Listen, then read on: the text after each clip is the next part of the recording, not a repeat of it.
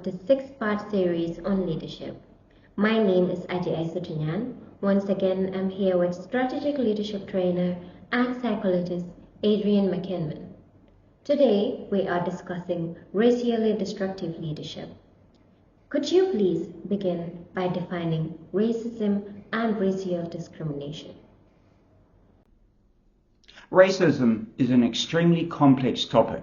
Nevertheless, the Australian Human Rights Commission defines racism as: racism is the process by which systems, policies, actions and attitudes create inequitable opportunities and outcomes for people based on race. Racism is more than just prejudice in thought or action.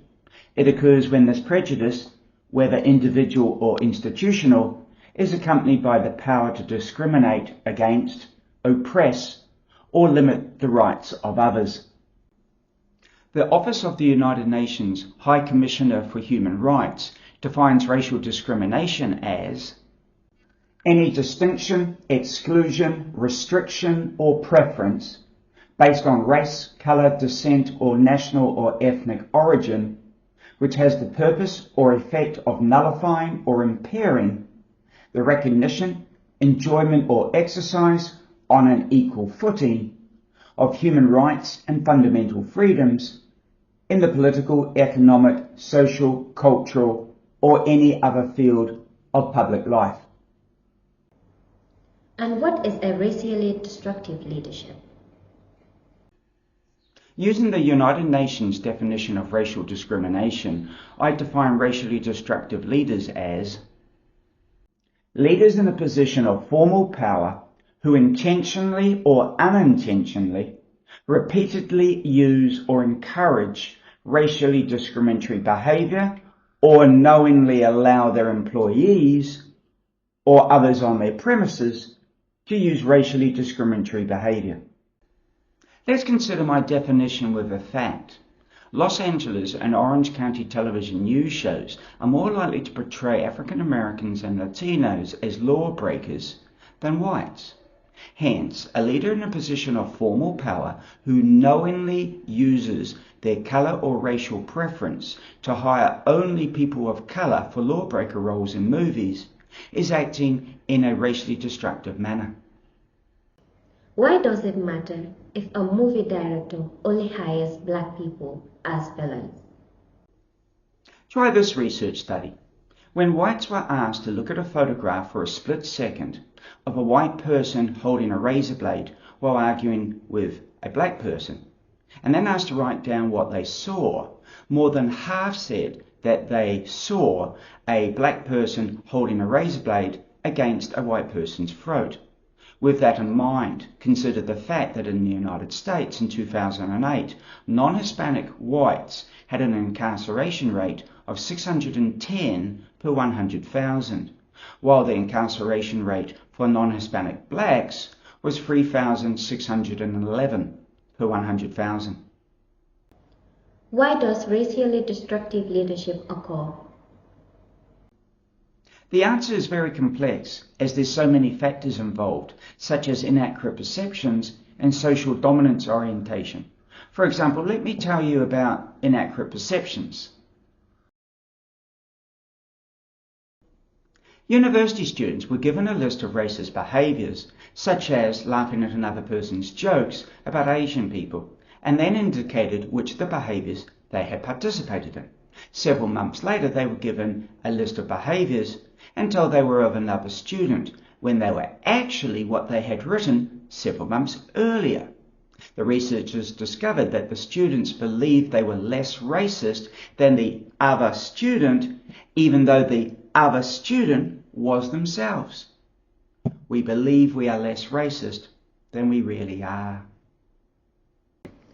You also said social dominance orientation causes racially destructive leadership. What is that?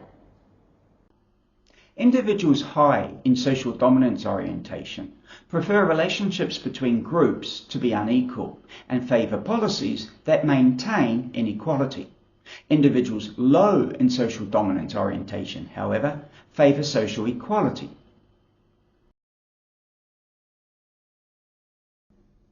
Social dominance orientation and social class are highly correlated.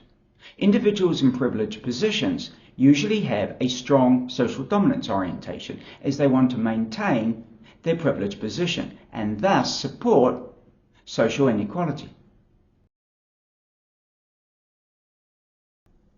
So, if you are high in social dominance orientation, then you're more likely to act in a racist manner.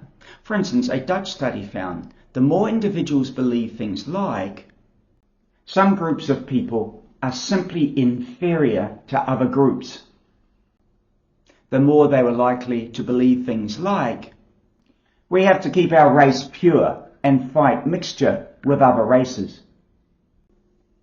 Other studies have shown that white adults are more likely to have high social dominance orientation compared with non-whites, and employers with high social dominance are more likely to hire racist employees. So, how can we decrease or prevent racially destructive leadership? 2 actions are paramount. Create and implement an anti-racial discrimination policy and provide education.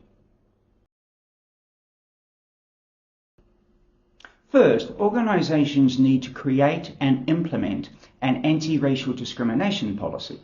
It needs to be a typed document that defines, provides examples of, and explains the consequences of racial discrimination and racially destructive leadership. Second, organisations need to provide workplace induction programs and mandatory follow-up information sessions on racial discrimination and racially destructive leadership.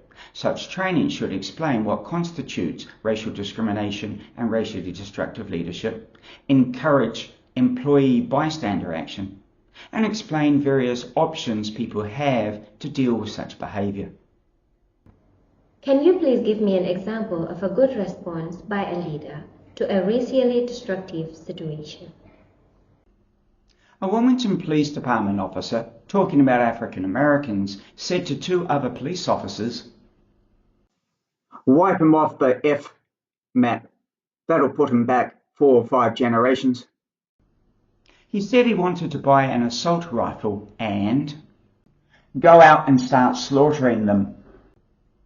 Another police officer, talking about a black woman he had recently arrested, said she needed a bullet in the head. After an internal investigation, Police Captain Donny Williams fired the officers, said in a press conference, "There's no place for this behaviour," and emphasised the need for policing reforms in both Wilmington and the United States. He said that he would ensure that all staff participate in mandatory implicit bias training, launch a cultural education series, include citizens in police hiring boards, and involve the community more. To finish, is there anything else you want to say to our audience? There is reason for optimism if we think of the words of former South African President Nelson Mandela. He said, "No one is born hating another person because of the colour of his skin. If they can learn to hate, they can be taught to love."